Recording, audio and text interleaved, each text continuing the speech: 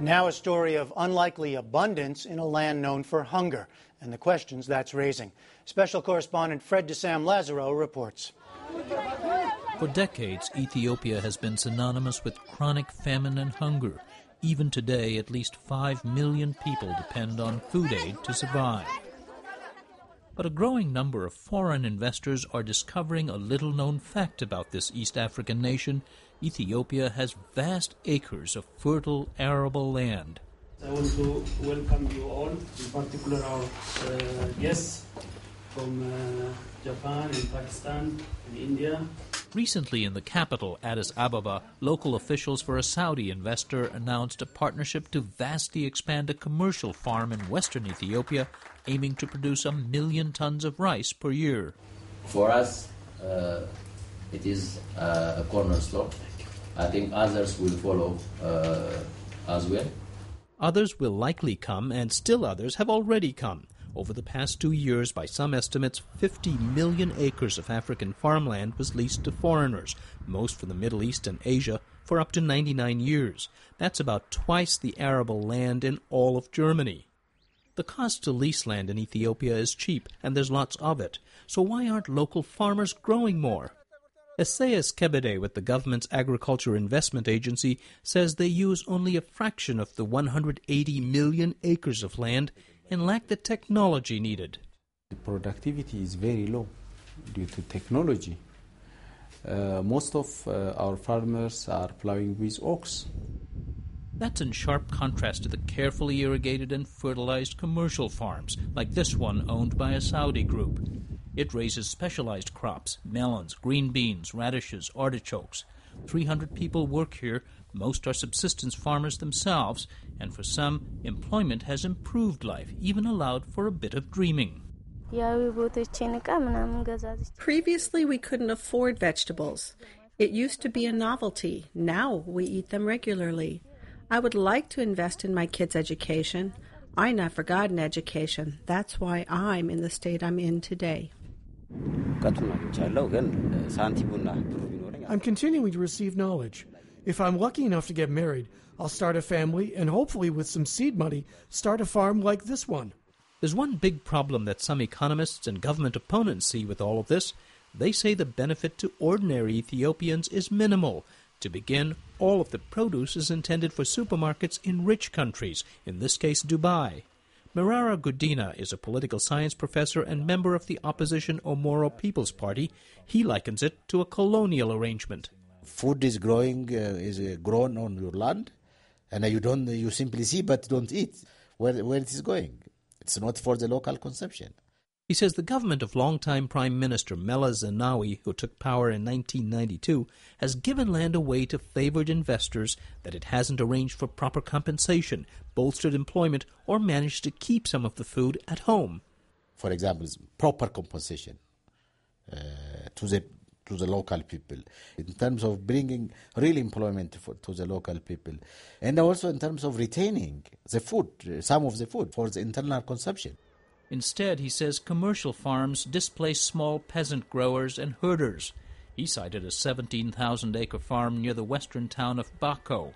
It's been leased to an Indian company which is planting corn.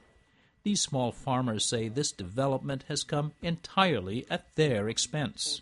How many people used to farm on land that is now farmed by the commercial farm?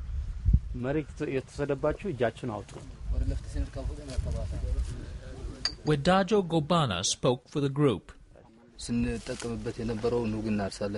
This land has been in our families for centuries. We were growing oil seeds, tafe, and grain for our animals to sustain ourselves. They offer jobs only to those who would accept 10 beer. They raised it from 7 beer. That wage, fairly common on commercial farms, is well below $1 a day. And even though it's more than most subsistence farmers earn, these men say it's hardly enough to improve life in their impoverished community. They swindled us. They promised roads, schools, water, and whatnot.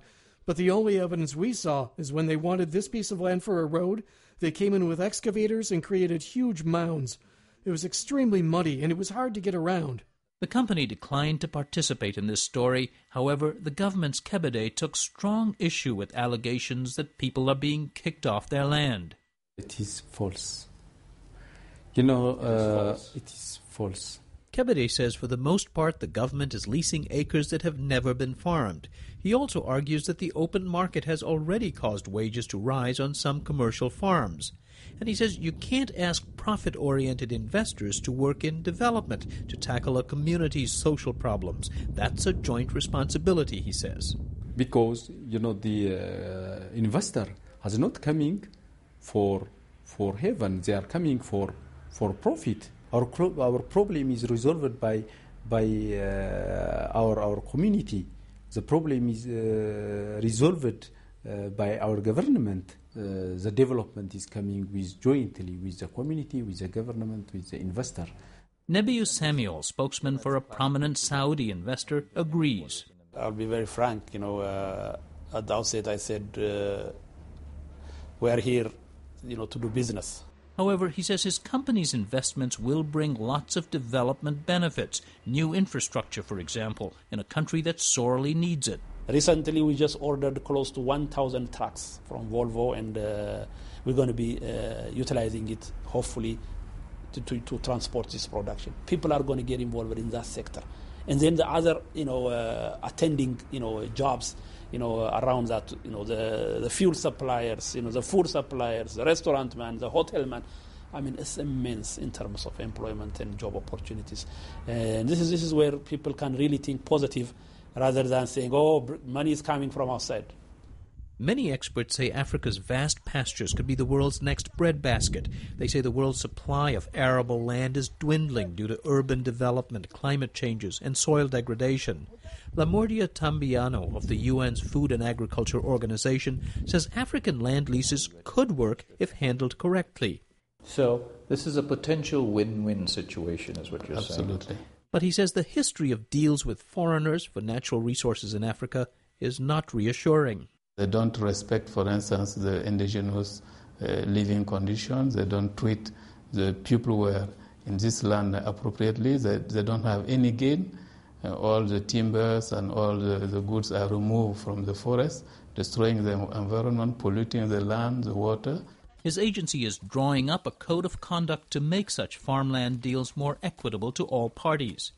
The document will merely be advisory, but he says it will shine a spotlight on the biggest scramble for African land since this continent was colonized. Fred's report is part of our collaboration with the Project for Undertold Stories at St. John's University in Minnesota and the Pulitzer Center on Crisis Reporting.